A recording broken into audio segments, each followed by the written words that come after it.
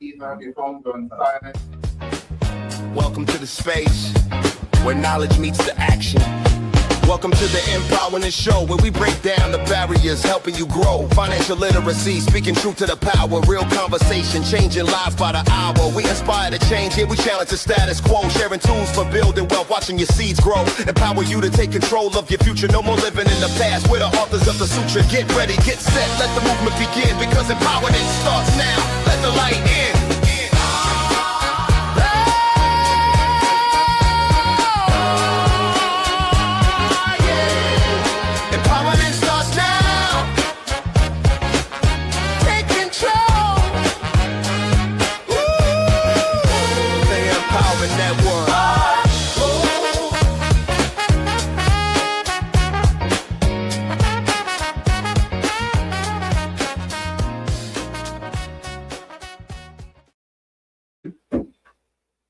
And if you want to join us on the PA Empowerment Network, it's on YouTube. It is currently live. So, and thanks to Mr. Kendall. Give it a round of applause. So, thank you. So again, this is the hot seat. We had other candidates who were invited, who had confirmed, who had communicated, but there, for some odd reason, that individuals are not present. But we're grateful for the individuals that are present. So a round of applause. Because you know, it is not easy running for office, for any type of office. And so there's always a personal sacrifice. We want to definitely acknowledge that. So a couple of things before we go into the official meeting with the candidates.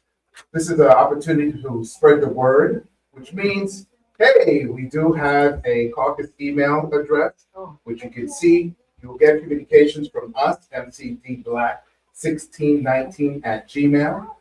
Any correspondence will be through that. If you have any questions or comments, or when you get announcements, they'll be coming from that. I forgot to introduce myself. My name is Michael DeRose, who do not know me. I'm the chair of the Black Caucus, along with Shireen, she's the vice chair. Outside is Ivana Gutierrez, she's our secretary, and Connie Alexander, who will come in shortly. She's our treasurer. So on behalf of the caucus, we thank you all for showing up.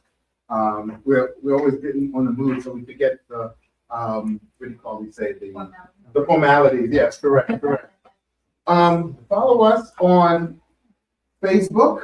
We are there, Monroe County, PA, Democratic Black Caucus. Again, events are always shown on there and announcements. You can also follow us on Instagram, Monroe County Democratic Black Caucus. Again, events and announcements are always shown through there. We try to do as much social media just to connect not only for those who are present, but those who are just looking at the feeds. We do have dues. Black Caucus members, here we go. It's $30, and if you pay via Act Blue, it's $31.20, and associate members is $15 with a percentage when you go through Act Blue. Black Caucus members are those who look like me, to make it simple, and associate members are those who do not. Okay, there you go. So we need glasses and sheet. That's it, yeah. Little minor detail. And if you can pay online, and you can see on our website, for those on the Zoom audience, it is that as well. All dues are paid by June, but there will be a late fee going forward after June. A $10 late fee will be added regardless of membership status. So if you have not paid your dues as of yet, please reach out to myself, Shireen, Connie, when she's present, for Ivana. We'll work something out. Just let us know. T-shirts. We do have these are Black Caucus official T-shirts. We have them in black and white. As you see our model here. Yes. They're, and Tara, yeah, she has it. So we have, $25, but because it's pre-Juneteenth, we're having a fire sale. So it's $20 cash up front, and that'd be greatly appreciated, which helps the cause. So again, we have them in white and we have them in black. And those who pay their dues on time, they get Monroe County Democratic Black Caucus tickets. All right. Next meeting is June 5th. It will be a closed meeting. Closed meeting is just members, Black Caucus members only. There we have a particular subject matter that we're going to be addressed along with voting issues that we will talk only for as far as caucus members. So again, next event is June 5th. It's a closed event. Hello. Hi. Join. Feel free to come over. Thank you. I was just poking my head in for a minute. I didn't mean to take No, it's over okay. the event. I'll come and stand. And it's a dump. It's okay. I actually, I was down the hallway. I just wanted to poke my head in. Hi, everyone. I'm a supporter. I'm a Okay. Democrat. Okay. Just don't wear that. Announcements are, the summer is off, so we'll take July and August off. And the next open meeting will be September 11th, the second Friday. Reason being, the first Friday in September is Labor Day. So keep that in mind. Again, if we have your contact information, you'll get an email blast. All right, but the summer is off. Summer recess, should I say. But we do have an upcoming event, which is Saturday, August 22nd, a summer barbecue.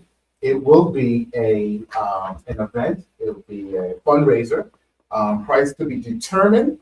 For those who have the Black Official Caucus T-shirt, there will be a discount. Hence, we do have those T-shirts on sale right now, available, and it will be held at our host will be the Stevensons. If you don't know, Claudette and her husband Teron, they're going to host our first annual summer barbecue party on August 22nd. We also have a Halloween party coming up, another fundraiser on October 31st, on the official Halloween day. So to be announced as far as details and so forth. So keep that in mind, put that in your calendar. There will be other events in between, but these are the ones that are. These are the times we use announcements. And you had something you would like to say? Yes, ma'am. I reacted to your not using toilet. Oh, I don't get it. Oh, very good. Oh. Yeah, I'm Stevenson. I'm Stevenson. Call the new last name. Whatever. Williams. No, no. Is it better? Oh. Yeah, I got it. So go ahead. Any announcements? Going to the end. If anybody's interested, we have a group reading Ibram Kennedy's latest book, Chain of Ideas. We're reading it slowly because you really need to study it. And if you'd like to join us, just see me later and I'll give you all the information. Where anyway. All right. Any other announcements? Oh, yeah. Sorry. Go ahead. There is birthday cake out there for John and Teresa.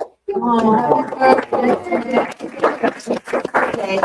so please, indulge yourself.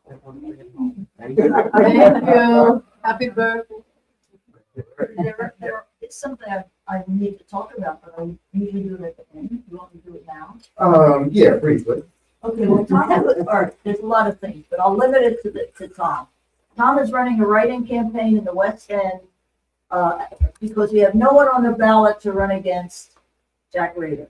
So we need people outside the polls to show people the card, how to write them in. There are gaps in our coverage. You don't have to live in the 176 to volunteer. Please, we need people, that's more people at Polk and Hamilton North. They're the biggest polls, the polls where we have nobody. So please afterwards see me and I will write you in and explain it, okay? That's And just one quick, did you say September 11th or September 12th? September 11th.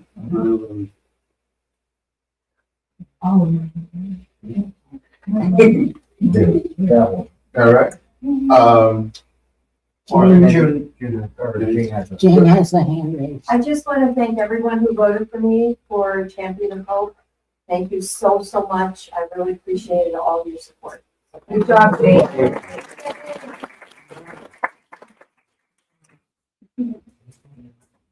Okay, there we go. I'm messing up here, but, just a couple of last minute things. Greater Pocono and CNW is having a bus trip to the African American Museum on July 25th. I'm not sure if anyone, you want to talk about it? Okay, well, the flyer is there, and QR code, and it's again July 25th. All right. Cool, cool. Bada bing, bada boom. Okay. So, Did you hold the prices and stuff? for a price for what?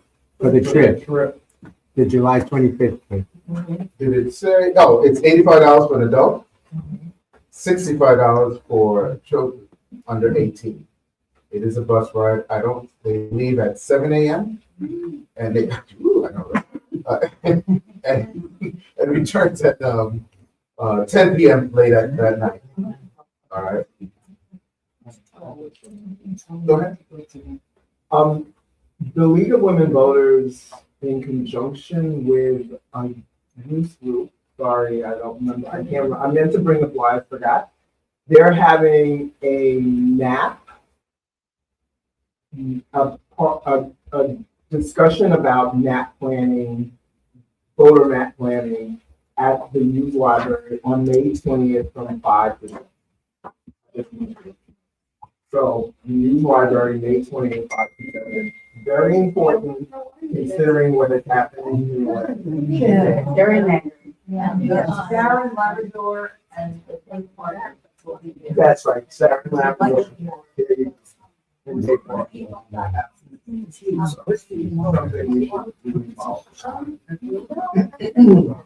So, What about? What was the time on that? 5 to 7 at the youth library. May 20th. May 20th. Thank you. so I'm going to begin this event with this clip. I think it's appropriate for those who are sitting, if they're on or stand up if you want. But I think it's appropriate that we begin this clip with 1965.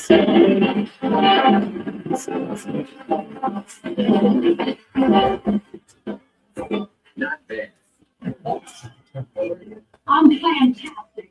I mean, I remember when I was just a glimmer in Dr. King's eye, and now I'm fully enacted, sitting here with Dick Cabbage. You too. Do you mind if I brag for a minute? In the 2 years I've existed, I have made voting fairer in this country.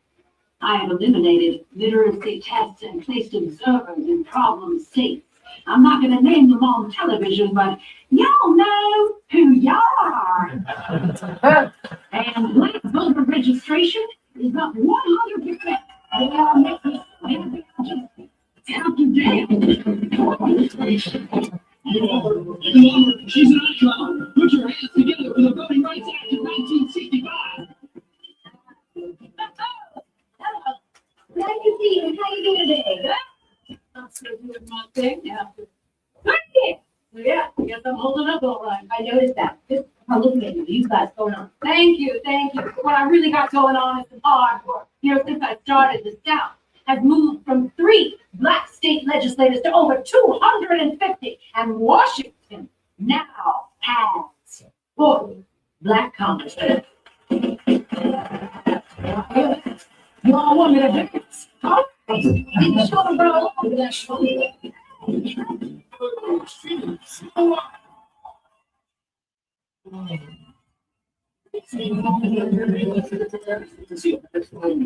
Not great. Been a nightmare since the Supreme Court gutted me. That might be a little bit unpleasant. For almost 50 years, I kept problem states from discouraging black and minority voters. And then the court turned around and ripped out my Section 5. That's right. And so, Once the court ruled, a bunch of states drew up new maps diluting minority voting power. They enacted new voter ID laws and killed same-day registration, cut polling place hours, and I was helpless to stop it. I'm sorry, I'm not more fun. I know I normally dance, but there's nothing in there. That is very, Ow. I didn't even know what to say, when the decision came out. Because I was kind of like, well, I was speechless. I was angry, but and then you look at historically, our voices are constantly being silent. Constantly being silent. No matter what we say or do, no matter the sacrifice, no matter what, they still want to silence us. Now, I know candidates, we're going to go into the discussion. It's critical that you're here. It's critical that you're representing us. But I have to say,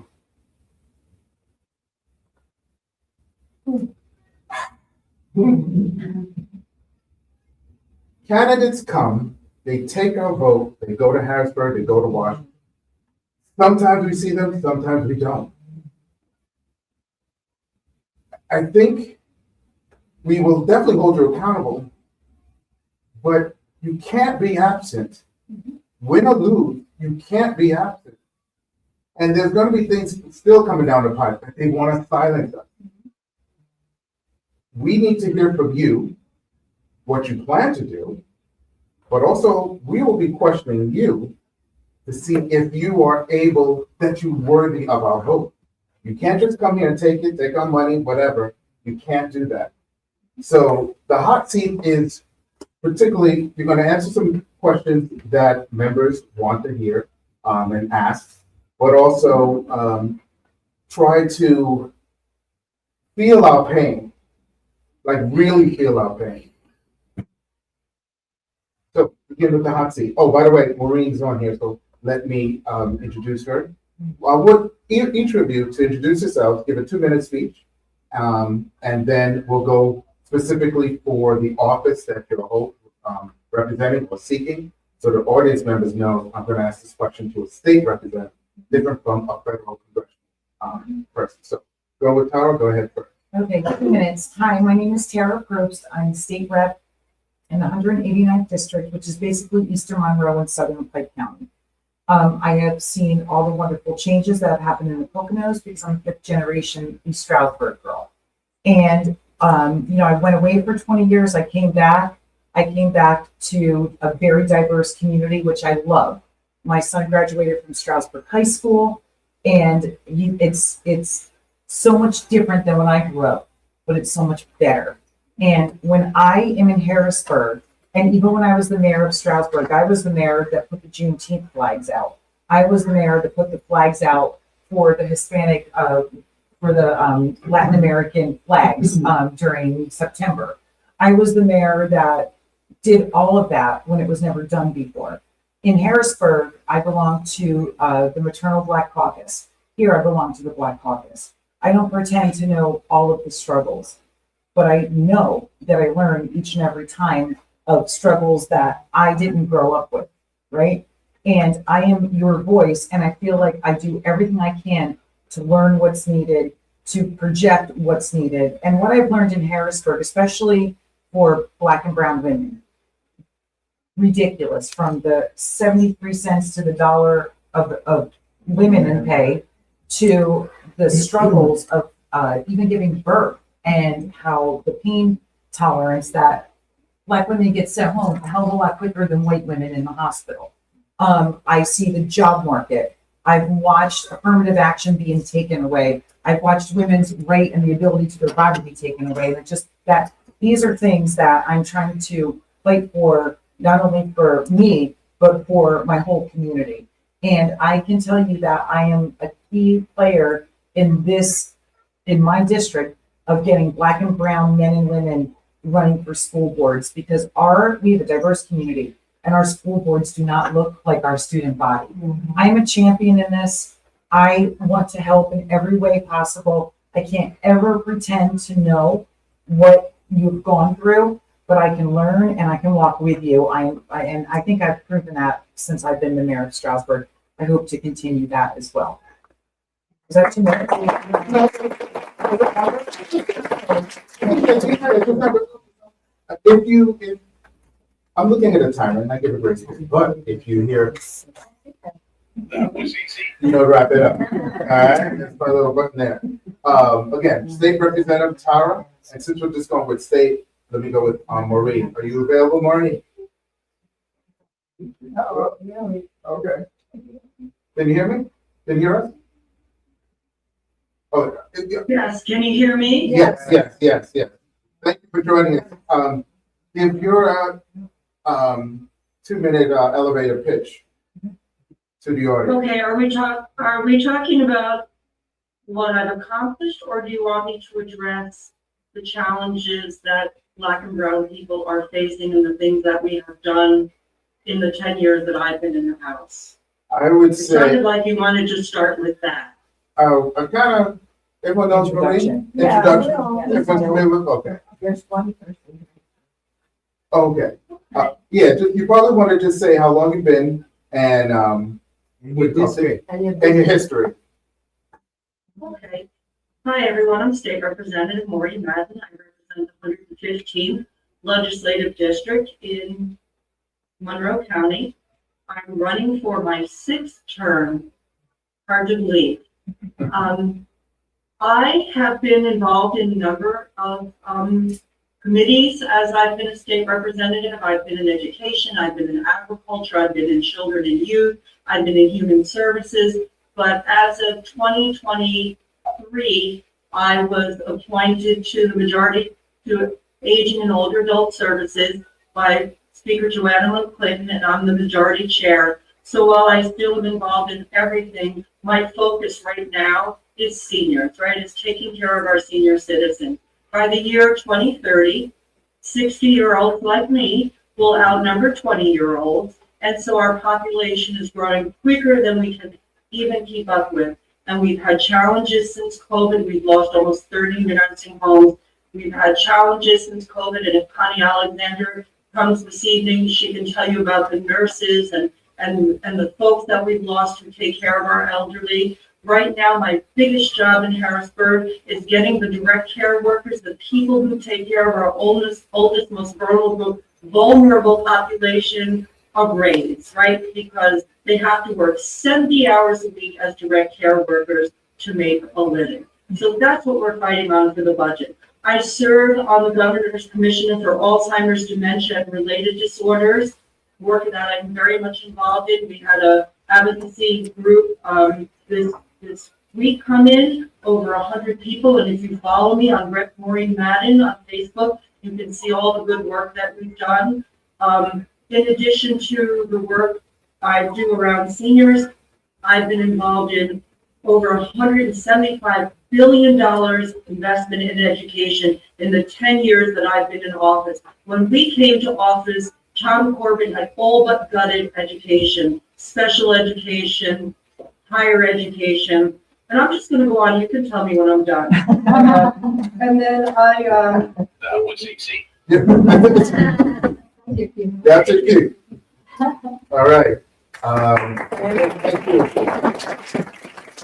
And there'll be plenty of time to interject your achievements as well as the challenges you as a representative have been facing in your terms in office. Sticking with the state, sir, introduce yourself. Thomas Cooser. I live in the West End. I'm going to be running as a write-in right now for the 176. I hope to be on the ballot in November. My background is I don't have anything accomplished because I'm only writing. I'm not a politician yet. But my background is I grew up in New York City, so I know all about diversity. I'm a union worker, and we have all different peoples in the union, and everybody gets paid the same. So I want to run on the same ideology as that. Equal work, equal pay, everybody's the same. I want the minimum wage lifted. I know Tara's been working on that, and it's stuck in the Senate. We gotta get that out of there and we gotta flip the Senate too. So forget about the representatives too. Let's work on the Senate too. I grew up Upper East Side and Spanish Harlem, so I'm kind of familiar, like I said, with your struggles in that respect. But obviously, I haven't, had any pain dealing with it. But I'm willing to learn, and I'm willing to work with you. Charmaine knows I do the bus, I've done the bus for 25 years, going to New York City. And 2:30 in the morning, you gotta be there at 3:30 to get that first bus. I used to come out of Marshall's Creek, I used to come out of Delaware Water Gap, the little mini bus with Curtis. Mini bus. So I know what it's like to work for a living. I still get up at 3:30 every morning. So I just hope, I just came from work today for here. So, yeah, so I know what it's like, and I hope I can represent you well.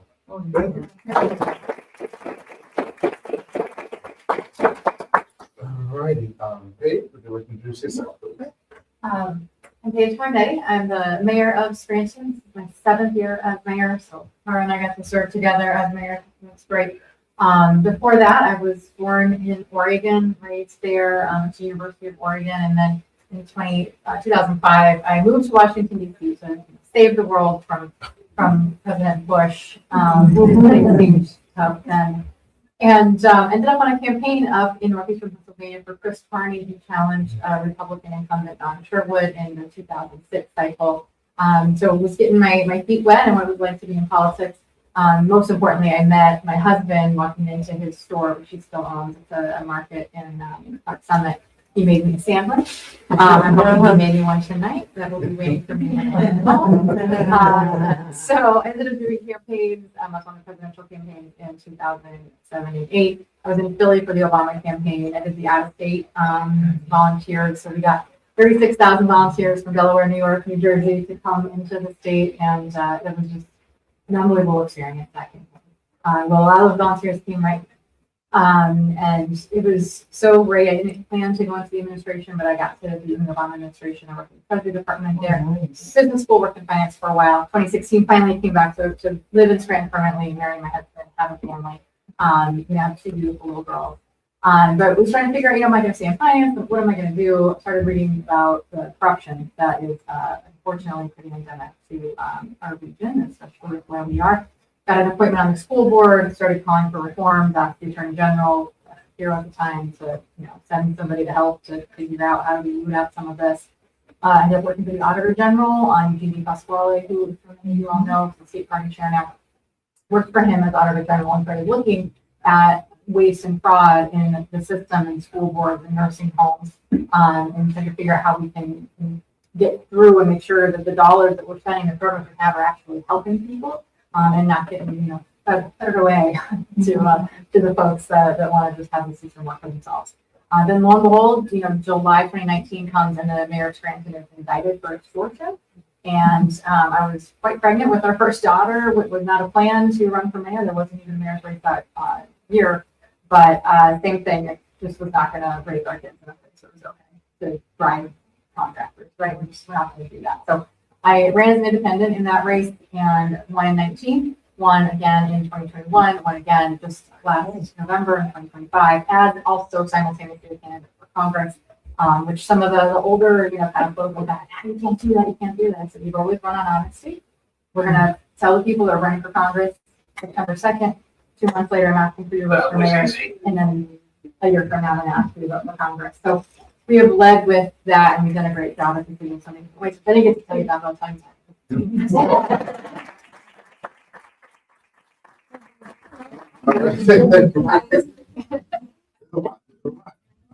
Sparrow, please.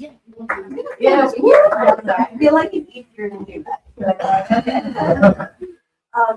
Carol Obando Durstein, and I'm running in the 7th, which covers Eldred, Polk, and Rock 1 in Monroe. Just for most of Monroe is in the pages. Right. So I'm running for 2 reasons. I'm running because I have had enough of watching working families struggle to make ends meet while politicians like Brian McKenzie vote to make their life worse. And I'm also running because I'm Latina, and what I'm seeing with Trump's militarized ICE is it feels like it's a crime to simply be Latino in America these days, and I wasn't going to sit on the sidelines and watch while my community is demonized. So thank you. Thank you. I came to this country, I'm an immigrant. Came to this country at 3 years old from Colombia because my parents had lived through a violent civil war and they sacrificed everything out of their American life. I grew up working class. Both of my parents were in unions. I was actually looking into what the percentages of Black and brown folks in the city that I grew up in North Jersey, and I found out that it's 97%. So I grew up in a very Black and brown, obviously 97% community. I came here 22 years ago to this district, to the Lehigh Valley in particular. And I started helping people get ahead. Because that is my love language. And so I started off helping young people prepare for jobs. I connected people to the services they needed, working for Senator Casey. You may have heard him name before. And I also helped seniors and low-income families and small businesses reduce their energy use, working at the local utility. Yeah. And I've been showing up for this district for a very long time, just in work capacity and also the volunteer work that I do to promote diversity, equity, and inclusion. And I have served on Black maternal health committees, and I have done a lot of work around promoting more investments and having a fair and equitable school funding formula. I've worked at a Head Start. I've oversaw. I've been showing up for people, and I am new to this. This was something that I was not looking. It was before, but it was the former Congresswoman Susan Wild who asked me to run last year. So I get what you're saying, sentiment, where it's coming from. Like, you don't want people to just show up and take and not contribute. So I can assure you that my whole life has been about service. And if I am given this opportunity, this amazing opportunity, I am never someone that will take it for granted. I'm going to keep showing up because that's my track record. So thank you so much, and you'll hear from me. I should tell you, Carol volunteered and was able to be on my podcast, which will be available next week on Spotify, Apple, YouTube, and of course I'll do an email blast. You'll get more if things are not covered or addressed tonight. You'll probably hear some of the sentiments or points that she's looking to push forward. I should let you know too, there are three other candidates running. 4, all invited. He showed up. That's it. Yeah, If I'm looking at my time where my mouth is. yeah. Paige, Monroe is mostly yours, so you have challenge. No one else. Okay. You're full steam ahead. Full steam ahead. Okay, and then you still came. So, yeah, okay. And yeah, so when Carol says that her election is May 19th, I'm not thinking of that. It's clear that you've got the election on May 19th. So coming up, everyone. Yes, yeah. But it's coming up fast. It's hard to. So we're gonna go directly federal first. Some of the questions that were solicited by many members. And I started off with the clip of the voting rights. So this will hit home. Many voters are concerned about the attacks on democratic institutions and access to the ballot box. What would you do in Congress to protect voting rights and restore trust in elections? I'll go with you, Paige. Yeah, and what happened yesterday was not great. They unfortunately the folks that want to take away our right to vote, especially that Black and brown people want to take away rights from folks that aren't white, let's face it, folks that aren't straight.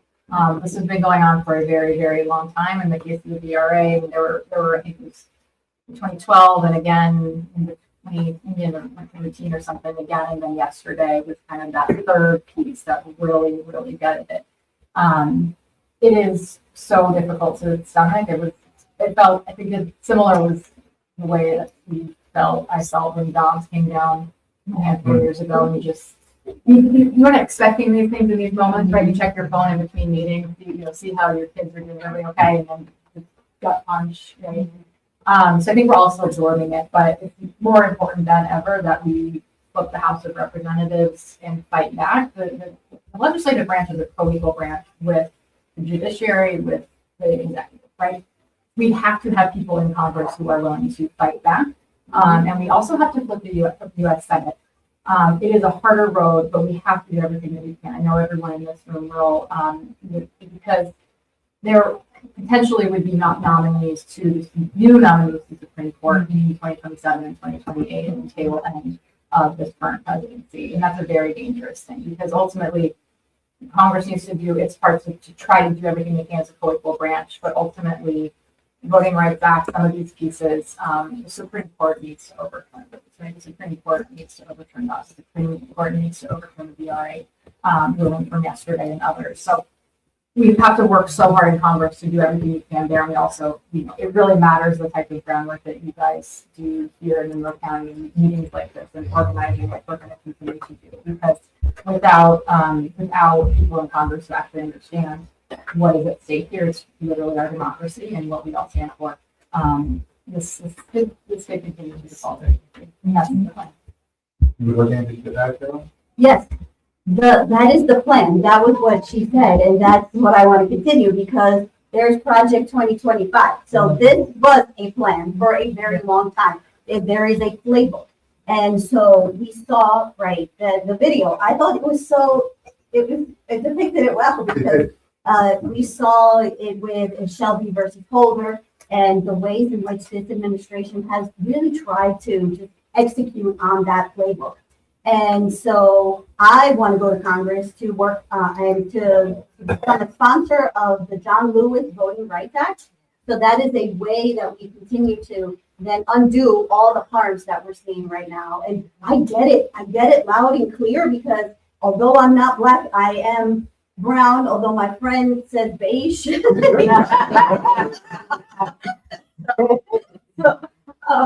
But nonetheless, so I understand the chipping away of the 14th Amendment. For example, for birthright citizenship, that is another thing that is under attack right now for immigrants.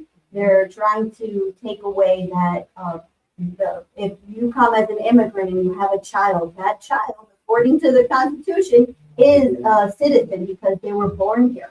But there's also another part of that playbook that's trying to take away that birthright citizenship. So I'm very concerned about that playbook. That's why we have to write another playbook. We got to start on a Project 2026, which is our response. And we have a lot to undo, but I have always been a proponent of diversity, equity, and inclusion. I'm not afraid of that phrase. I've done the work. And that's what we need. We need people that are going to go to Congress and be ready to fight for these things. That's right. Just like this. I'm gonna follow up with another federal question before I go state. You said something, I was reading an article that with the militarization of ICE, they said they was going with the auspice of the criminals. Well, they did that thing supposedly. But there's an increase, not only there's an increase in Black and brown communities. Because I don't know if you remember back in the day, New York City Mayor Giuliani, was it stop and frisk? Yeah. And the only people they were actually stopping and frisk with people of color. Racial profiling. Right. So we're seeing that now, such an increase. You get to Congress, what can you do? It seems to be there's no guardrails. So, go with you, Carol. What would you be able to do or push forward? Congress has the power of the purse. So the House of Representatives has the power of the purse. They don't have to fund this chaos. So first and foremost, it's not funding the chaos. It's also making sure that we provide some, reining in and some guardrails around this administration's militarized ICE. They are masked right now, so they need to become unmasked, take masks off, get better training, because right now they're not, and they're just wreaking havoc in Black and brown and immigrant communities. They're not trained, they're not held accountable, and the list goes on. So we need to make sure that we go to Congress to provide some boundaries, because this is chaotic. I know that the premise was that there's criminals here and we need to go against, those folks that are committing crimes. But there's statistics now that show that the people that they're rounding up don't have criminal backgrounds. So the overwhelming number of people that have been targeted are just or just because they look the way that some of us look in this room. the Americans have been. Right, so it's Remember, you racial should- profiling and it's illegal. And you shared something about your own community, your friends, your family members for carrying U.S. passports. Yes, I said that on the podcast, right. I have friends that are carrying their passports. That's not right. That's not, it feels like it's harkening back to a different era of history. Exactly. Show us your papers. Exactly, exactly. So I'm really concerned about the chipping away at our civil rights, essentially. That's the bottom line. Yeah, I'll key in on the accountability piece. So, getting to Congress, flipping Congress, and having the gavel in the hands of folks who can ask the right questions. That information, that is coming from these agencies, but we don't have the clarity we need, right, on how many folks that have been taken away from their communities have a criminal record, a violent criminal record, right? We don't have a window because there's a Congress that's just sitting there and advocating their responsibility. So we need to be able to have that gavel, call those hearings, hold those agencies accountable, make them show us what it is they are doing, who it is that they are taking away from our communities. We don't want violent criminals in our community, right? I am a mayor, I have a police department. We very much spend all day and all night trying to make sure that violent criminals are held accountable. And we have an extraordinary clearance rate in the Scranton Police Department. I was joke that, please don't commit a crime, but if you do, you don't want to do it in Scranton because the police department. So we know what a violent criminal can do. What we don't seem to be seeing across the United States is what the president promised on the campaign trail to get rid of violent criminals. We're not seeing that. Congress needs to flip those gavels so we can understand, ask those questions. And then once those questions are answered, once there is the power of the purse and the ability to right size those budgets again and get spending for people that need healthcare and special needs kids who need Medicaid and a variety of things. We can go on and on. We've got to hold folks accountable. Those agency heads are not having to appear nearly at all in front of the United States Congress, and that's wrong. But instead they're coordinating January 6th. Right. And how many of you are horrified at these concentration camps? Yes. Yes. Yes.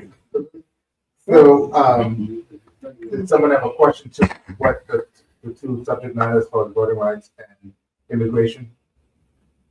Go ahead again, man. Sorry. And if you could identify yourself. My name is Noel Bassman. So yesterday, over 40 Democrat congressmen women just sided with Republicans to fund DHS. Me as a Latino, how can I confide in you guys and kind of extinguish my fear of you guys siding with Republicans later on for something else that maybe you won't help? I say look at my record and where I've always sided with and the work that I've done leading nonprofit organizations and where I stuck my neck out. So I also worked for Senator Casey and then I worked at an electric utility helping people reduce their energy bill. So I've been always on the side of folks that want to hand up, and that's what you have to go by. I realize that because I don't have a voting record, but judge me by what I've done and the name and reputation that I have in my community as well. That's another thing. Because not everybody that's running in the 7th has ties to the district. That's another thing that you can point to. I have friends that can vouch for me that know that me from the 2 decades that I lived in the district. I'm a mayor. I don't have a voting record per se. I run the city in a nonpartisan way. It's really being executive seat is very different than the legislative. I think I've built a strong record of doing the right thing. Right, our motto in our administration is do the next right thing, even when it's hard. And so I will take everything as it comes and determine what the best thing is for our district. I will not vote party line every single time. I'm wrong, so I can't make that promise to you. But I can promise that I will look at everything for what the people of Northeastern Pennsylvania need, and based on my personal values, our values, that people need be in a fair plan. And that I think. And that's a fair question, only because they get to Harrisburg, they get to Washington, and the leadership, they become part of the market. And the market says you gotta do this. And then it takes, I'm glad you said you're not gonna, you said something along the lines that you can't promise.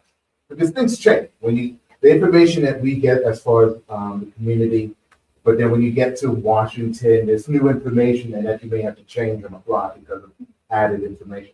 But I guess what we dislike, what we've been seeing the trend, Democrats and Republicans, they're just loyal only to the leadership. And I guess that's just, if you do this, then you get this position. And that's very frustrating because this goes to the state now in regards to the fact that the cost of living is high. Donald Trump and all his minions don't know the price of gas, milk, bread, nothing. Absolutely nothing. And that's like they go to Washington and they just forget about it. So, Tara and Maureen, what have you been able to do in your terms in Harrisburg to help with the cost of living in your respective communities? Okay, so first of all, I'd rather be fired. I would rather never get elected again than roll over to anybody. You can ask my Democratic caucus that. I stand up, I fight against the machine. I know you have Page against the machine. I fight against PennDOT, I fight against the DEP. I don't care. Fire me. I tell the truth. If you don't like it, don't vote for me. I really don't care. What I've done, because more importantly, I've lived it, and I always give my 30-second background here. I was raised by a single mom, never met my dad, 3 older brothers, an aunt and grandmother. I moved 11 times in 16 years, all in the borough of East Stroudsburg, because my mom required us to have sidewalks to walk to school to get to our practices. My grandmother had a 7th grade education. My mom had an 11th. My brothers and I were the first generation to graduate high school, college. I have a law degree. My brother Tony is a sitting judge. I had more opportunities than any kid has today. I have a right to my body growing up. I have a right to affordable education. It flip-flopped in the last 25, 30 years because the Republicans have had the House and the Senate in Pennsylvania the Senate since 35 years. Wow. And they had it for over 2 decades. So what did they do? They made higher education more affordable, and they made public education, they're not funding it. So it hurts everyone that does not have. I was a kid that did not have. So my opportunities to better myself, pull your bootstraps up, right? Love that saying. Yeah. It was a lot easier for me to pull my bootstraps up than it was for Black and brown people. And those are the things that you learn through education, through higher education, through meeting different people and different cultures and learning wow, we all didn't have, even though I was poor, maybe you weren't, I had more opportunities than you because of the color of my skin. You don't learn that unless you're educated and you care about people. So in Pennsylvania, I voted for a higher minimum wage. We passed all the Crown Act. That was a ridiculous. I can't even believe it took so long to pass.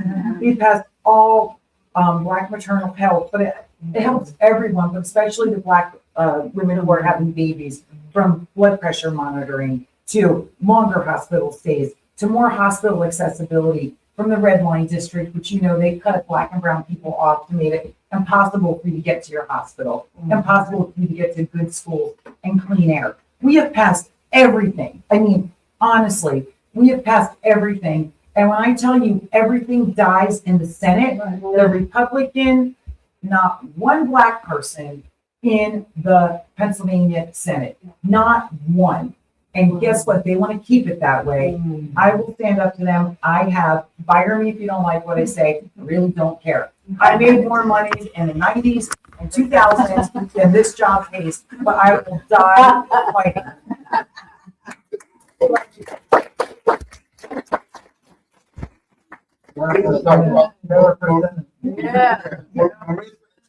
it does go to show that it's strategic as far as silencing our votes, because they don't want the change that we're demanding, because the process is it died in some other chamber. I just want to say one more quick 30 seconds. I never practiced law a day in my life. I went back in my late 20s. I have my law degree. My last paper was called Same Time, Different Crime. And it was about federal and state, you know, if someone is doing drugs, first time non-violent offender, you're in jail on that sentencing guideline on the federal level for whatever that federal guideline said. Federal judge were leaving the bench because they have 18 and 19-year-olds doing 8 to 10 years for something as simple as marijuana. And what really bothers me is that when I did all my research, the percentage of Black and brown people going to jail for the same exact crime than white males made me like, it's in my, I learned this in the late 90s. I mean, it's never too late to learn. So we are fed this thing growing up, like, oh, everything's equal and everyone gets the same. Yeah, I learned about the Terry stops. I learned all this criminal law and I thought, this is bullshit. That's right. You know, excuse my French. So that has a lot to do. Okay, I'm done. I'm done. Maureen. It's good. What was it called? The question is, what have we done in the house Yes. to make life easier for people? And I'm- Tara, I just want to clarify something that you said. Did you mean there are no Republican people of color in the Senate? Yes. We do have 3 members of, yeah, okay. But we do have 3 members of color who are Democrats. I didn't hear you say Republican, that's why. No, just Republicans. Yeah, there are none. One Republican of color in the House. Well, yeah, we had one in the House, but he's gone. He was replaced by a Democrat. So very much like Tara's story, except different. I grew up with a single father and grandma. My mother was unable to take care of me. She was mentally ill. She witnessed her father get murdered at 15 years old, beat to death with a pool stick. So she was not right.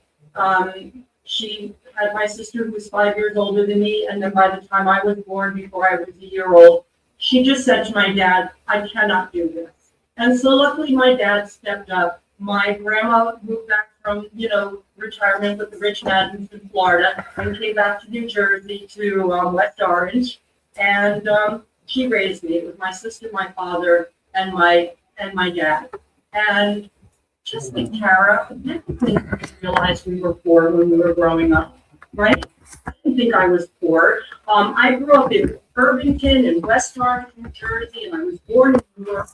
And I was a poor white person, and I lived on a very mixed block, right? There were Italians and Blacks and Polish people, and all the women sat on the porch, and I had the whole block watching me. If I ever got off the block, they were yelling at me, right? We're going to go tell your grandmother. So I grew up, I was raised by a community. My school watched me walk across the street until I got to the corner where my grandmother was.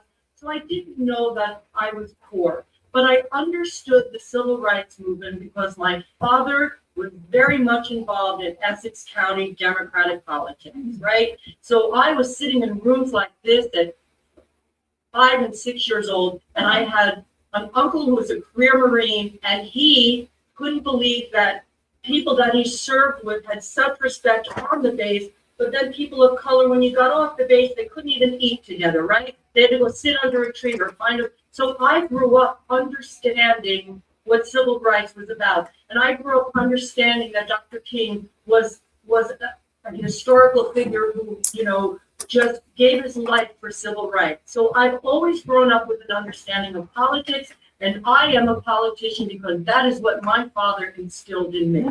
He didn't get to do it because he was raising 2 little girls, but he made sure that I knew everything that I needed to know to do what my job that I'm doing right now. And as Tara said, we have raised the minimum wage. We have invested $175 billion in education in the last 10 years. We have funded historically Black colleges in a way that we never had. When I came into the House, we did not have enough Black colleagues, so I got to be in the Pennsylvania Legislative Black Caucus. Let me tell you, one of the proudest days of my life was when they said, Maureen, we don't need you anymore. Legislative Black Caucus, but you can still work with us, right?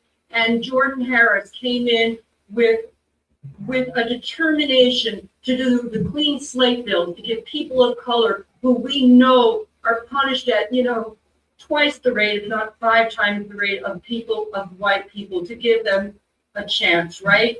We have now invested money in small businesses for historically underserved people of color, Black and brown people, right? The minimum wage, we have made more money. We have the working families tax credit, which says that you can declare up to 10% of what you declare federally on your state taxes. If you're a young person going to college, you can now write off your state interest, your interest in the state as well as the federal government. We have tried our darndest to expand voting access, right? We have, did I say the child? No, we have a working family tax credit and we have a child tax credit, which aligns with the federal government. In my 10 years, we have worked really hard to set up all of these bills so that since 2022, is that when you came in, Tara? January 2023. 2023, so 2022. So since we got the majority in 2023, our humble one vote majority, we have passed more legislation, and we honestly have taught Republicans how to legislate. When we were in the minority, only 4% of our bills ever made it to out of committee or to the floor for a vote. We're getting about 40% of their votes out of committee on the floor for a vote. You know what that means? It means we have more bipartisan legislation. It means I passed a bill 2 weeks ago, 199 to 0. It means I passed bills on a bipartisan way. If I get a bill on party lines, I don't consider that a win. Well, it's nice to see you, Michael DeRose. I got to interrupt just quickly. I'm sorry. I'm good. Which is good, and you addressed the question. Our candidate page is going to leave shortly, but because of the questions that we still hold list, healthcare, to international affairs, etc. I want to touch on that, but any audience member has a burning question that needs to be addressed on a federal level. And if it could collaborate with the state, yes, but maybe on a federal level. We can ask Paige and then Carol as well. I haven't forgotten you, sir. Go ahead. Go ahead, Don. At a time when the national debt continues to rise, how can Congress prioritize spending while investing in working families and local communities?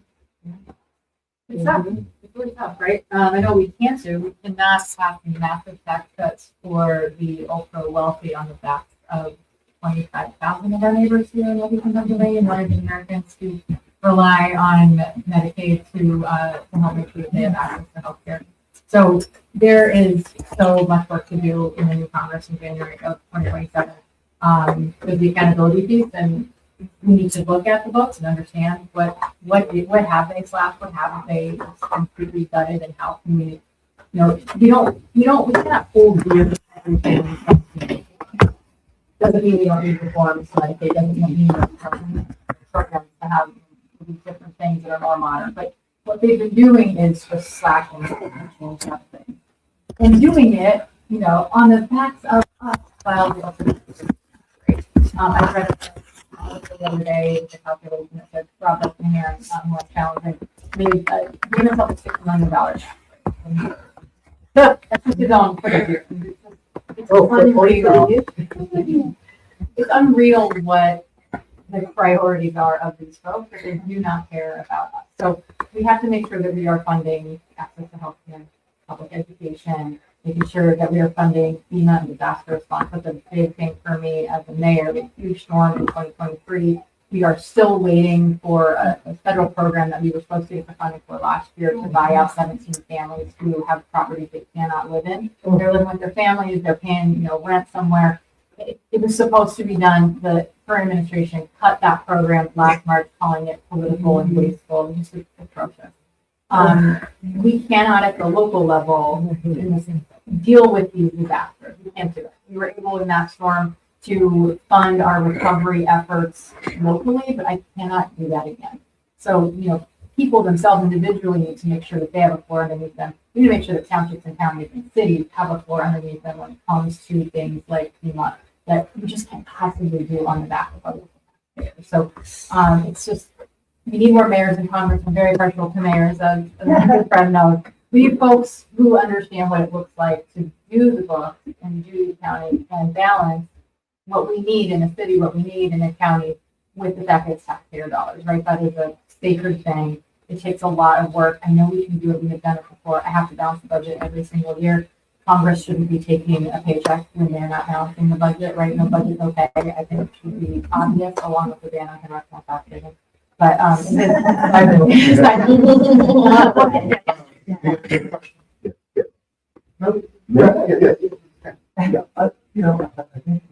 a black people because it is a black thing. But the Democratic Party has not won the white vote continue yet. It's not one that white folks continue. And number two, which is clear, what's happening right now? Do you think we can take away education in Germany? Supreme Court shuts down the MG. There'll be a lot of stuff happening here, and I'm surprised that the Democratic Party is surprised. Be Robert. Robert has been on a mission to destroy the Voting Rights Act since even Ronald Reagan as a young man. Yeah. And there are books out there where he talks about it. So where's the surprise? You know, we're reactionary, the Democratic Party is reactionary. They should have known this. They should have known from George Bush, when Bush v. Gore. The Powell plan, right? You're talking about the Powell plan, the Powell memo? You know, it's like, You just can't. we need to have conversations about what's going on instead of reacting to things. What do you need to do? Because everything we're talking about now is reactionary. It has been out there, now they're just executing it in a much more competent way, and we're reacting to it. That if we don't start having conversations and thinking, you know, take a break, like we did, and I know you didn't know about this, what's going to be the president? Harris. What happens? We were at this, I think, barbershop. The Friday before the election. I thought I was coming there to hear a get out the vote strategy. Didn't quite hear that. We have got to start thinking things through and executing in strategic success. What did you hear then? What did I hear? Yeah. Hold on, before you go.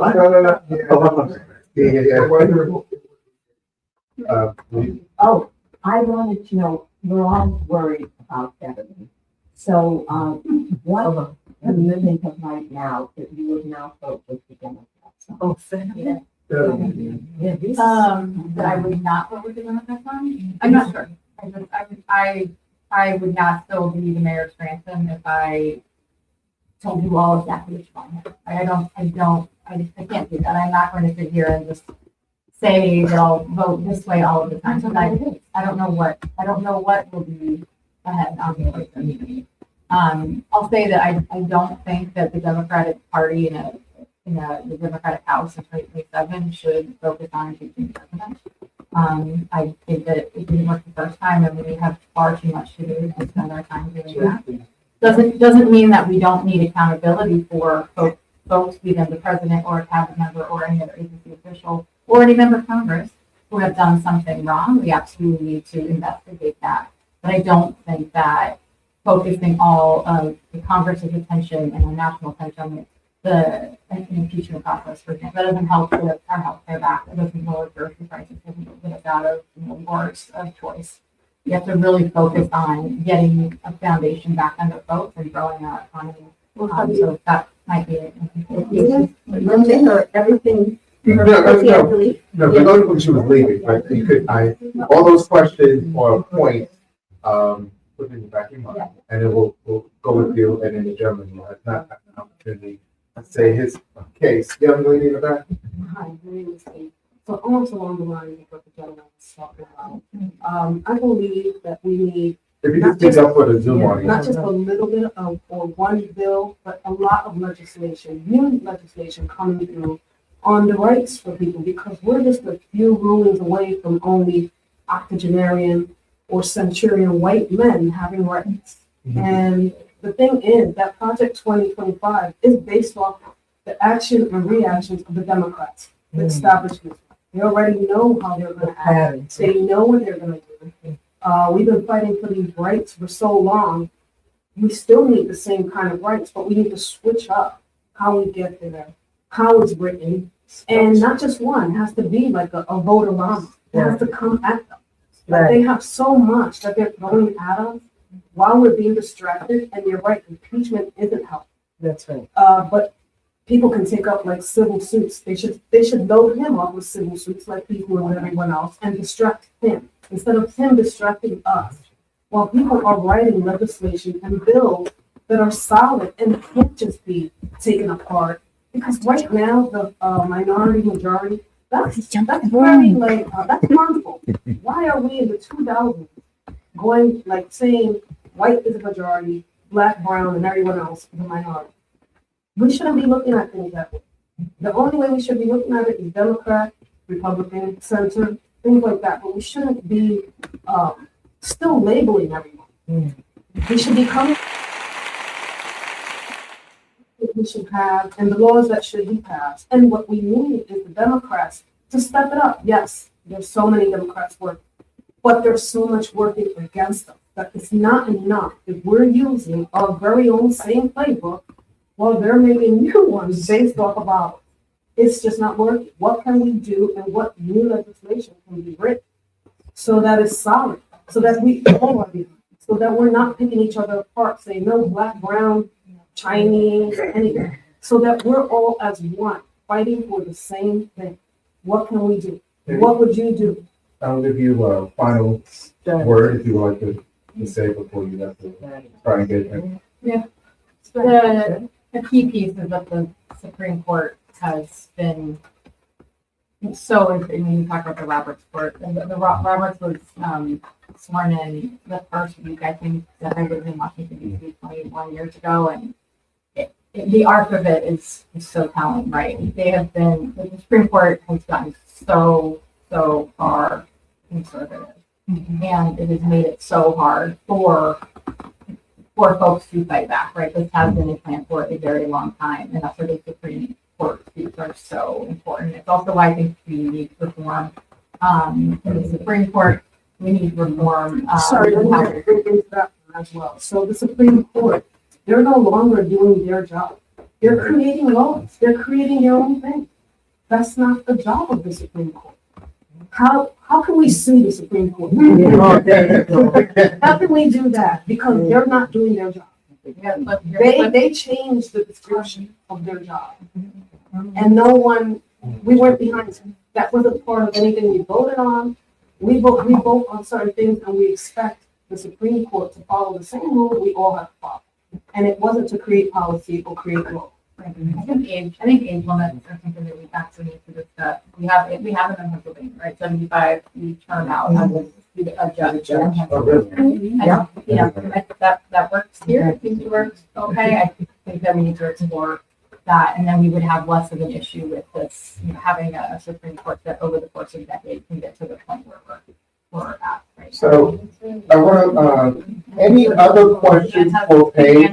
Because You can give them less money, and you can change the cases that they have to. Congress can.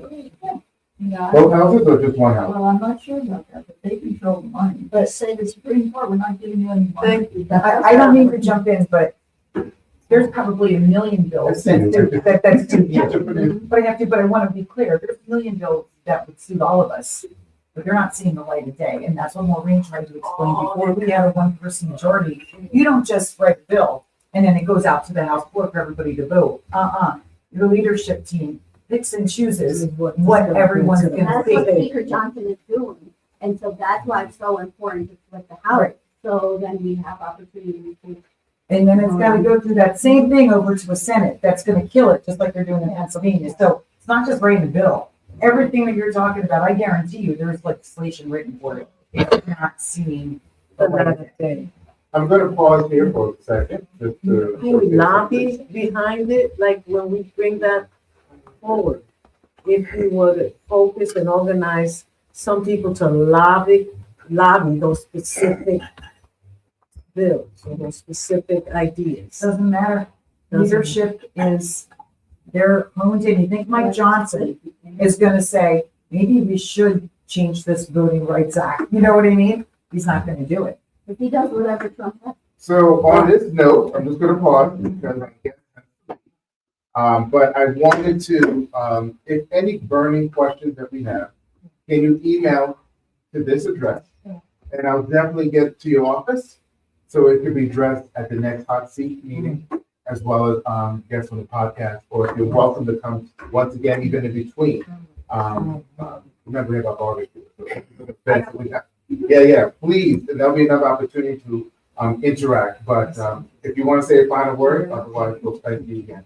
No, I forget, I have got to get home to my kids to help with them in bed. This is part of the balance of this is, gone for dinner almost every night. So I appreciate you guys.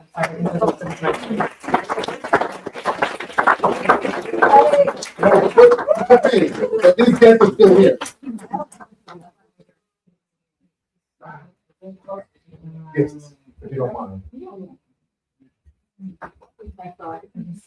Lois and I were together on hard. I can't. My girl. You may take it. We're pretty sure on our,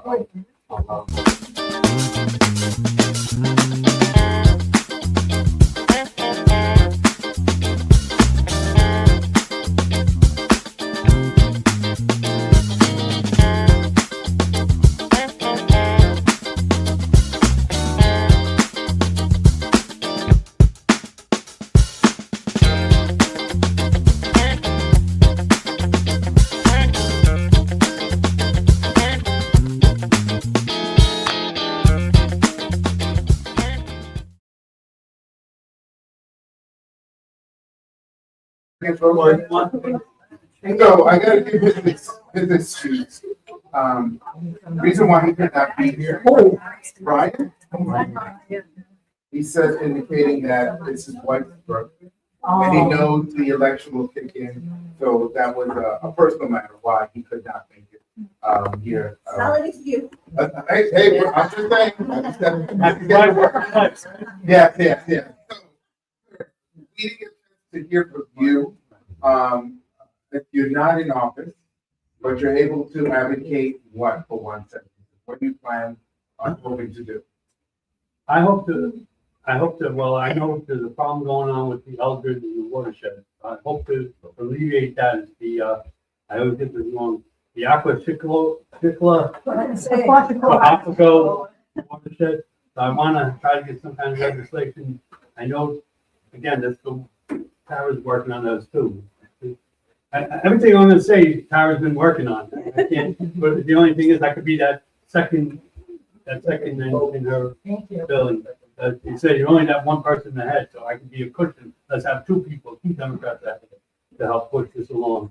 I do like, again, minimum wage. I want that raised, but I'm all for. I know they were talking about the data centers. Let's go that route. But I know that's supposed to be prevailing wage. As a union worker, that's great for me. But what I would like to see is not only that, let's invest in the community. Let's have a prevailing wage, but because that doesn't always go union. So let's make it, it's gonna be prevailing wage, but you gotta have an accredited apprenticeship. So let's invest in the community so that the kids coming out of the Voc Tech school, they have a chance to work for 2 years in the trade. And they don't have to be union, but they'll be getting good money. So that's what I want to see. I want to see them have an accredited apprenticeship. So, also, I'd like to see, I know they were talking about warehouses. I got questions before I go into it, because I'm not too familiar with, I know they want to do the penalties and the fees on the warehouses if they don't comply with certain things, same with the data centers. What happens, where does that money go? Because this might just not be out, what I was going to say. Well, that's a really good question, because once these places are built, it's destruction. No, the actual fees and the penalties. But yeah, it would go to the state, like, so if it's a DEP, if they're, violating the DEP, can fine them. It would go into the department, it would go to. What do they do with it? Oh, well, listen, I'm actually in front of the environmental hearing board about the DEP because I bucked the system and my bills don't see the light of day from my own pocket because I'm going after the DEP because they're not doing good enough. And I'm going after PennDOT, who is our governor's best friend is Mike Carroll, who runs PennDOT. So they don't like me here. They say, okay, we find you $5,000. DEP has that money. What do they do with it? Good question, I don't know. Yeah. Is there a way, then, let me ask you this, is there a way, being that we write the laws or whatever, you write the laws, I'm not there yet, but we can say, well, that money now goes to affordable housing. We can.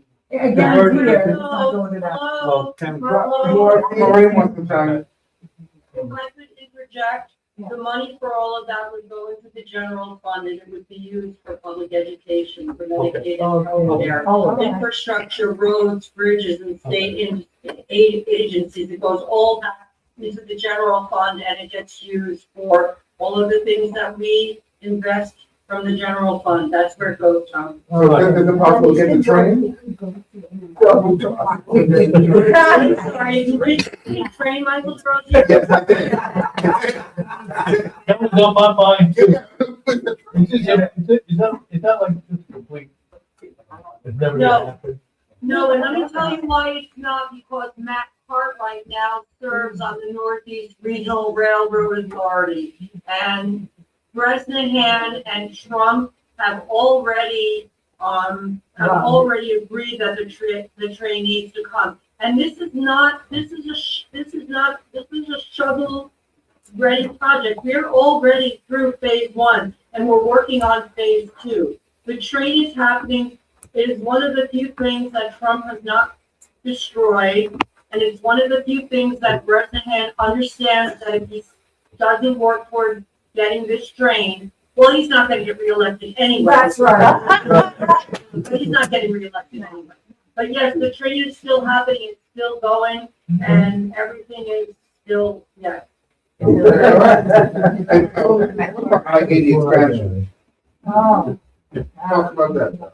I-80 expansion. Well, one of the reasons why I'm in front of the DEP and one of the reasons why my, watershed mitigation and all of the environmental things, one of the reasons why I come to Nepal today or yesterday, because PennDOT says there's nothing to see here and there's federal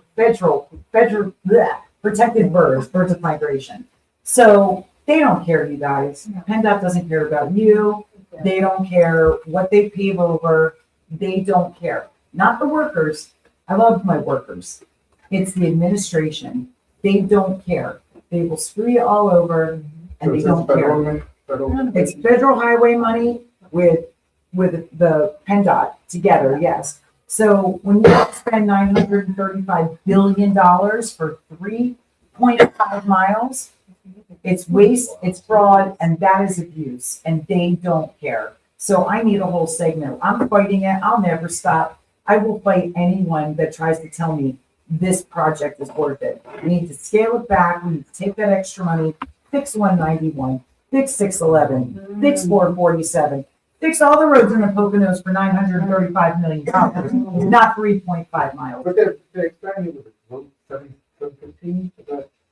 That has nothing to do with 80. Completely different. That's the expansion. They keep it going straight. Is that what you're talking about? Correct. Yeah, I've had it too. Okay. Yeah. Circling back, because Carol, I know you had some points. We couldn't, because Paige was taking the lead, but any points that were discussed from the members that you wanted to hit on? Yeah, I wanted to start with the budget. The budget, in many people call it like a moral document. It's where you prioritize your dollars. And so what I saw was a horrific prioritization of billionaires. Just, like the same what Paige was talking about with the Republican budget over the summer. It was trillions of tax cuts to billionaires. In the 7th, it cut Medicaid to over 16,000 people. It cut food assistance through SNAP benefits to over 6,000 of our neighbors. So when someone else was talking about what do we do? Well, we have to invest in people and the most vulnerable. Those are safety net programs.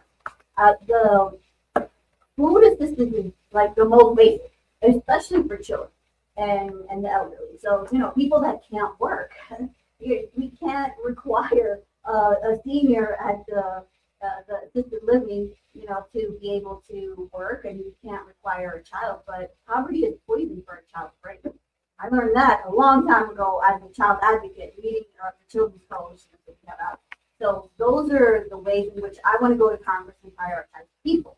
Because if we have money for trillions in tax cuts to billionaires, then we have the money to be able to provide food assistance and the very basics that we need to survive. And one other thing too, where state and federal could work together.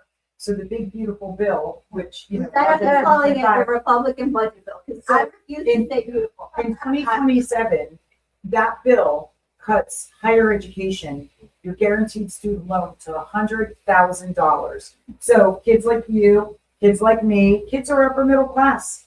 They want to be a doctor or a lawyer or an architect or whatever. They're not going to be able to afford it. No. And so what it's doing is it's separating the wealth even more, and only the wealthy get educated. And understand that that's part of Project 2025. Yes.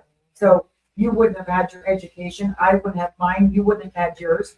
That's not going to be available. Congress needs to get back and reverse that for higher education to be guaranteed for those that want it. That's how I went to college. I had 3 jobs in high school to save up for college because my parents couldn't pay for it. And then I had Pell Grants, and I pieced it all together to try to figure out how we could. Our loans were 1.2%, and the state paid for 75% of your education. So we have the PA promise from Jordan Harris. He is our appropriations director. It's basically the PA promise that we passed out of committee to say we need to make Pennsylvania schools affordable for our Pennsylvania kids. So, a question that came about, but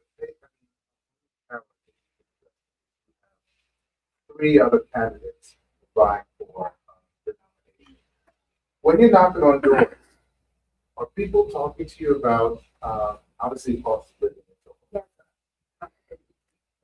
Are you finding even those who are Republicans saying, you know what, I thought he was going to do this, and I wish I could either change my registration or I would like to vote for you. Are you hearing any of that rhetoric? Yeah, I do hear that people feel remorse, that they feel let down, that they thought it was going to be different. They thought the prices were going to automatically come down. It did not materialize.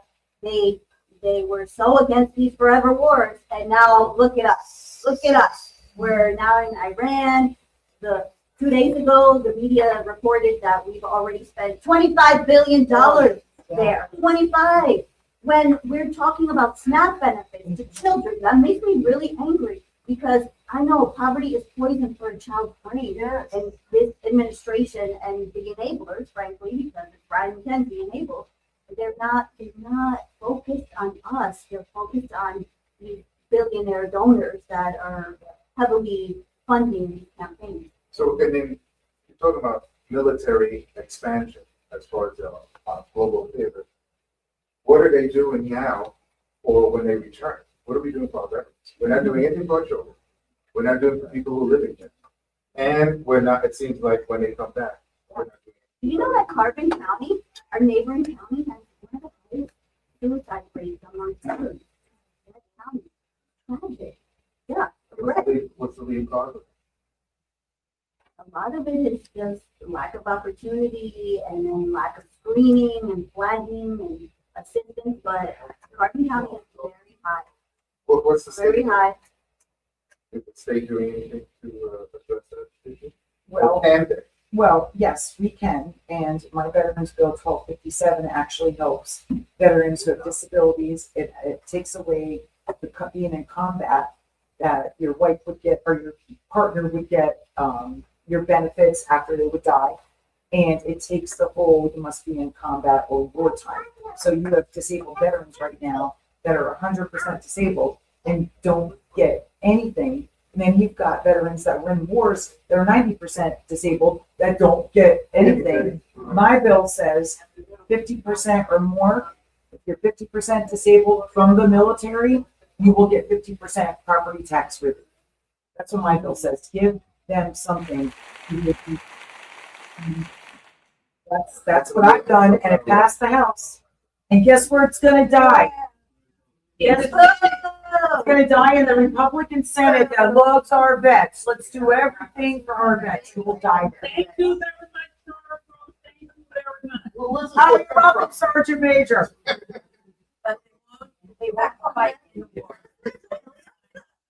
Yeah, Claudette Williams, she's probably behind someone's phone. Well, I have one question and one statement to make about that. On Monday, I sat at the table with the secretary of the VA and Bryson in Wilkes-Barre last week, this past Monday. And there's a lot of things that are coming down the pipeline. We have over 40,000 veterans in Northeast Pennsylvania. And there's a lot of things that are coming down the pipeline that is going to take away benefits from veterans. If we don't get a cut of it and we have Democratic leadership for not speaking about it, they are going to be, the veterans are not going to know about it because having that secretary of the VA here in Monroe County, in Northeast Pennsylvania, and they're talking about what they're doing for veterans. It's showing that they're doing so much because the Democratic leadership is not doing that piece of it, and we need to wake up when it comes to that. 40,000 veterans in Northeast Pennsylvania. So you think about 40,000 plus their family members. Those are folks that we're not even addressing. Yeah. But so I just want to say, but there's a lot that are coming down the pipeline that veterans are going to be losing. So State Representative Tarko, we appreciate what you're doing in every little bit. Thank you. There you go. Did you want to add something to that? Or you did?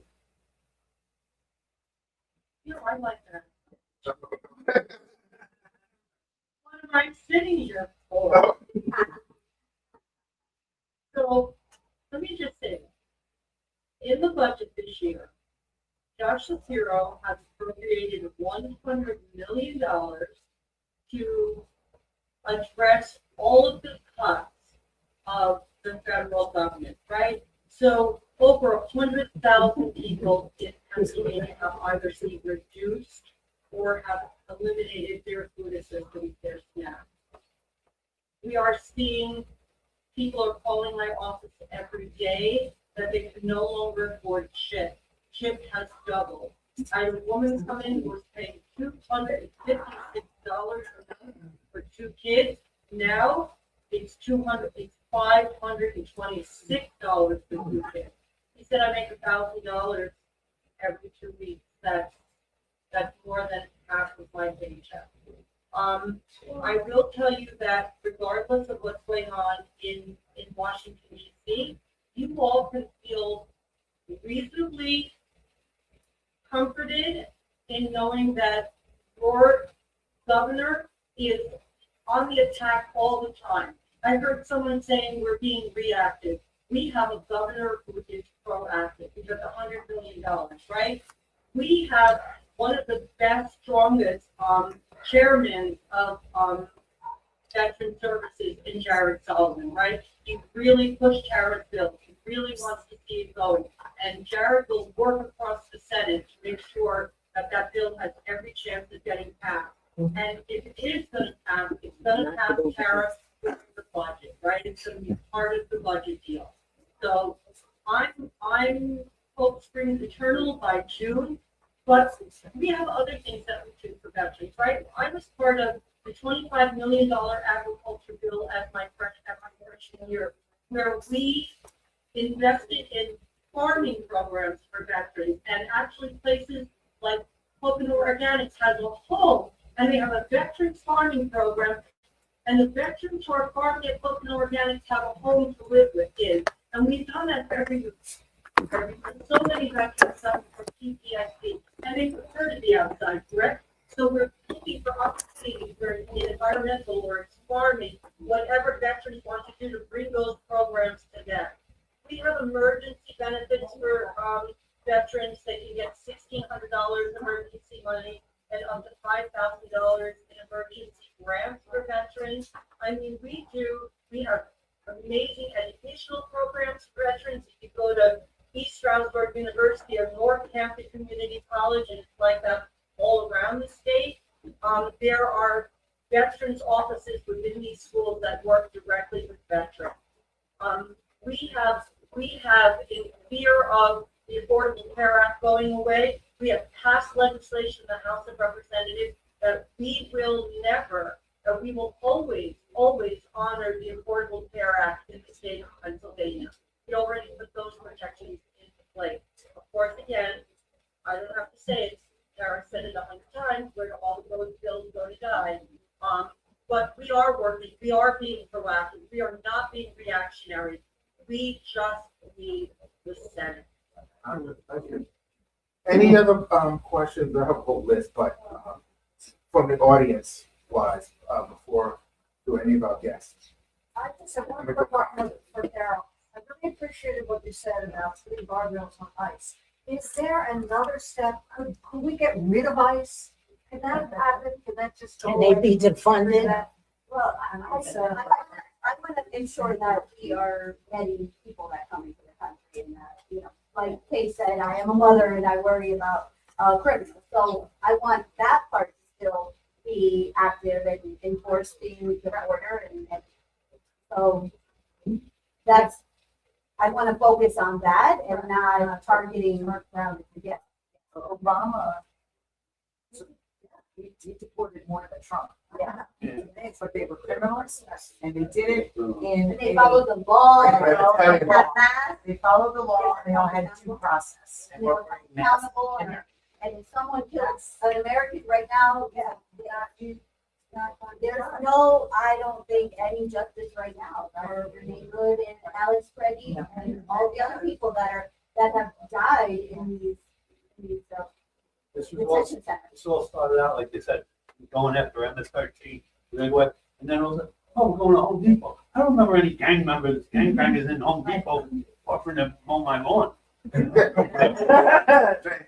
Yes, I'd like to ask this to Carol, and I'm sorry to Kate is in here as well, but how do you suppose you would proceed to expose the Epstein files and give survivors their just due in regard to feeling that they've been hurt? Yeah.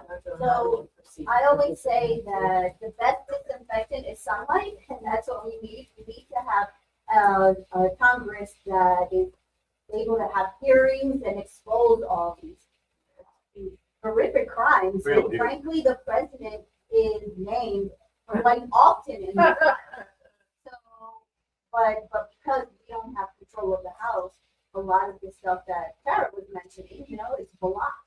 But once we have control of the House, and there's an opportunity there to have hearings and to fully vet and to have this be very public for all the country to see. And that's the second part of my question, if I may. But I would definitely be in support of that. Like, I would work to expose that. But my concern is you get it exposed, but I want to make sure that everyone has access to it, that they're able to open up a site and actually read what has happened and demand that our elected officials hold those elected officials or whomever accountable so that survivors can have their just due.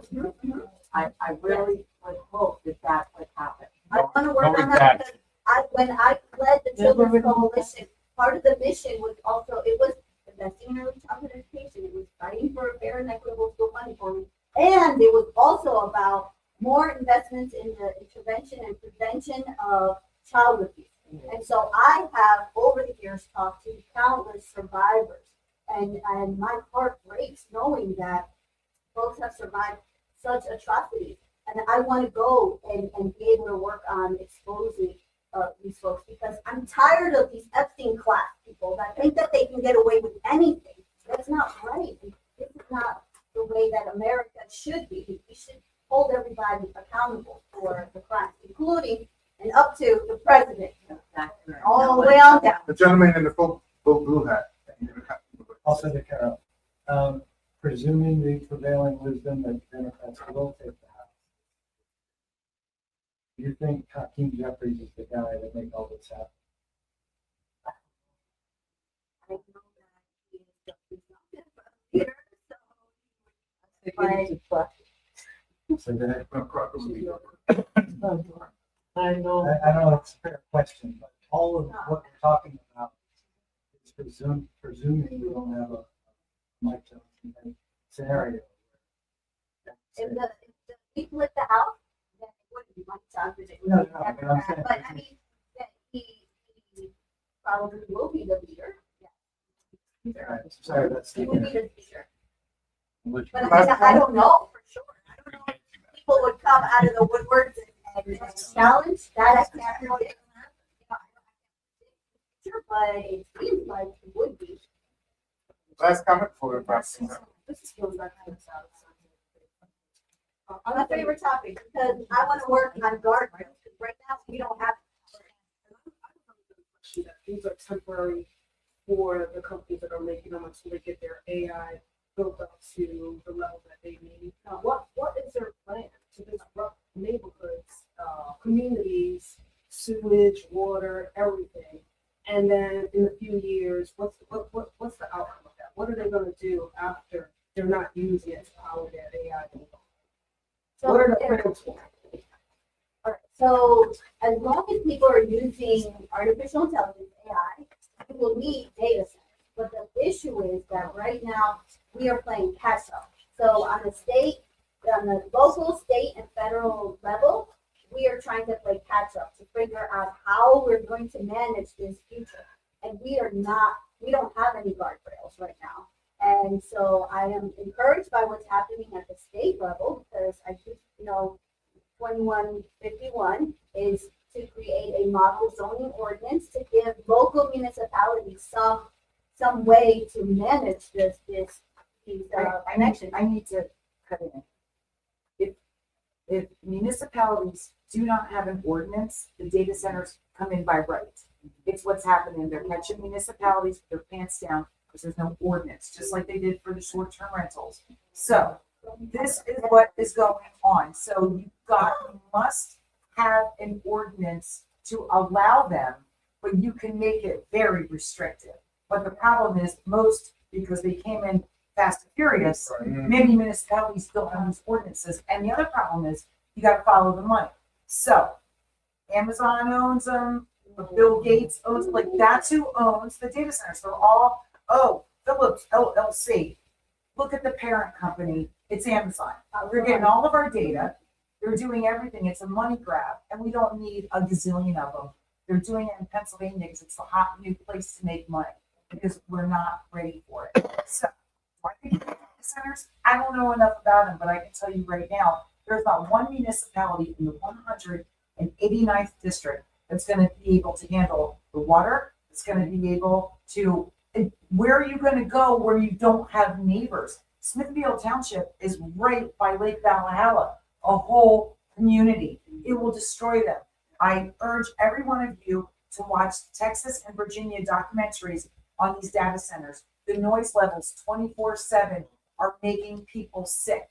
They're losing their homes. Their animals are dying, and I'm not kidding. Forget about the bad water, and forget about the lights, and forget about the in your face 24/7. It's a money grab. Yes, unions go in, they build, wonderful. I want my brothers and sisters in the unions to make money, but damn it, it needs to be built in a right spot, in the right time, and it's not in my district. Once it's built, once it's built, they want all leave. And it's not that many jobs to run. So I just want to reassure you that I want to go to Congress to work on guardrails, because there are a lot of ways in which, the local level has the responsibility, the state has the responsibility, but at the federal level, we also need to create some guardrails. And I want to make sure that, again, they don't shift costs to all of us and small businesses, that they don't impact us in other negative ways in terms of power outages, water outages, noise disturbances. There's a lot of ways that we're talking about the design, and some folks are like, closed loop systems. But there's also PFAS that they put in these closed loop systems because it's like antifreeze. And what are the discharge reports? And how do we require them to have third-party verification? We should not take the word of these data centers. They're all They're not gonna believe redacted. them. They're not gonna believe themselves. They never some engineer. The NDAs that they have, all redacted, all trade secrets. You think I'm gonna trust They need to something that's prove. 900 pages that's redacted? Tell them about I have a, hold on, before we run, I have people in the Zoom audience that would like to make a comment. Okay, so in regards to the data center, what they're doing in the township, they're making it mandatory that we have to pass a resolution to have the data center in the borough or the township. It's mandatory. Now, we had it in the borough of Mount Pocono. So my question was, where are we putting it?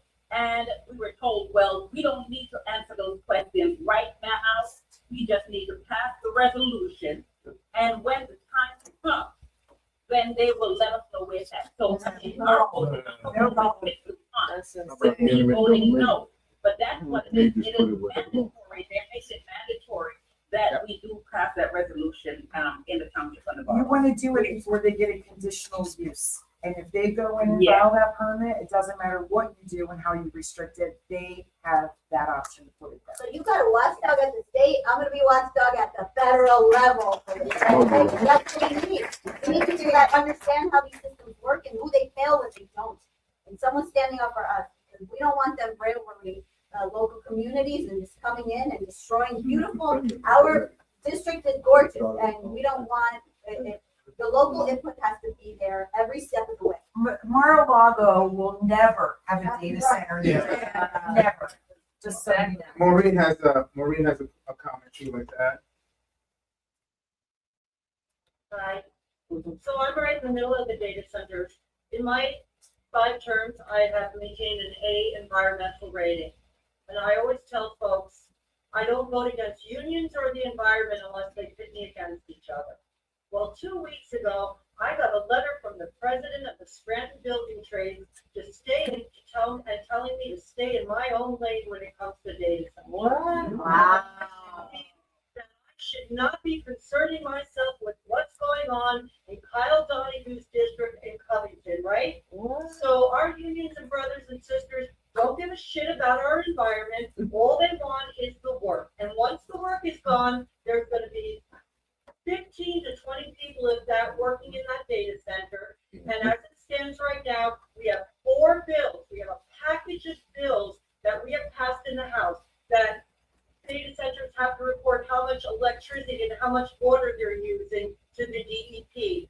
That data centers have to build their own electrical grid, so they're not using our electric and not driving up the cost of electricity for people. That they have to show how they're using the water. And all this BS they're telling you about the closed loop system and how they're quiet and how they're beautiful and make them look like anything you want on the outside, is all BS. The closed loop system only works on a small data center. It doesn't work from these ginormous data centers they're trying to build. So, and here's the thing, and here's what I stood up and said in my Democratic caucus last week. Only 2% of Pennsylvania's waterways are exceptional value, and 90% of that 2% is in the Pocono. There is no data center that belongs anywhere in the Pocono, because if you build it in Covington, water runs down. It's going to pollute Allentown's water, it's going to pollute our water, it's going to pollute New Jersey's water. I am a hard no on any data center legislation until we pass these bills. Now, here's the problem. We have a governor who's got billions and billions of dollars of commitments and takes millions and millions of dollars from data center people. The governor is dirty on this. And don't even believe him when he tells you he's got an environmental package, right? Last year, we passed a budget in December, so we would pass it in the same year, and we acquiesced on Reggie. I will not acquiesce on anything to do with the environment in this budget. I'm a hard no. Go ahead, Maureen. There you go. There you go. Couple things on the data centers. Butler, PA has an underground data center called Iron Mountain. And Penn State University did a study on it, and they said they use probably about 30% less electricity and to cool it, being that it's underground. That's it's geothermal. So, and they said our area obviously doesn't have the resources for that. It has to go west into the middle of the state and let them deal with where they have the abandoned coal mines and let them reuse those coal mines for the underground data centers. Well, that's history of that, they don't know. So these are, I think we've heard a lot of issues about healthcare, we've heard about education, we've heard about the Voting Rights Act, we've heard of a couple of topics here. The reason why these are the concerns that we have. You guys are great candidates. I can't tell you that Tara and Maureen, we're so grateful that having both still consistently we're on message and on our side. And the reason why, and you two are trying to get on the, well, succeed. And if succeed, you guys are on the right track. I find it ironic that the plan of 2025 start for our voting silence us. Because all the issues that we just named, they know, even the current administration, that's why they're trying to do everything to shake up the midterm elections. So we don't have that right. Nelly. So we don't have as much input, put it that way, to change the lever. Because if Carol Page, they get in a federal, I mean, there's major oversight. Guardrails have been restored, and then he'll be handcuffed. So we hope. Yeah. So we hope. May I 19th? would vote to impeach him. So I disagree with Paige. I would. Well, time-wise, I'm gonna wrap things up here. I'm being transparent. I can chew gum and walk at the same time. And I could impeach him and also work on other legislation that. Vance is gonna be a cost amendment, It's not gonna happen in the next year's. True.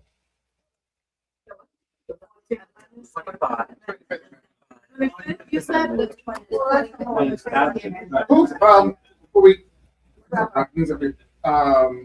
first time person who's here? First time. Who brought you? Me? Louisa? Anyone else here for the first time? You paid your. I want to. Oh, okay. And this show is. But you were not sponsored. Welcome to the Empire One Show. When knowledge meets action, yeah. We break down barriers to financial literacy. Speak truth to power, real conversations. Oh, voices that inspire change, challenging the status quo. Tools for building wealth, taking control. Your future starts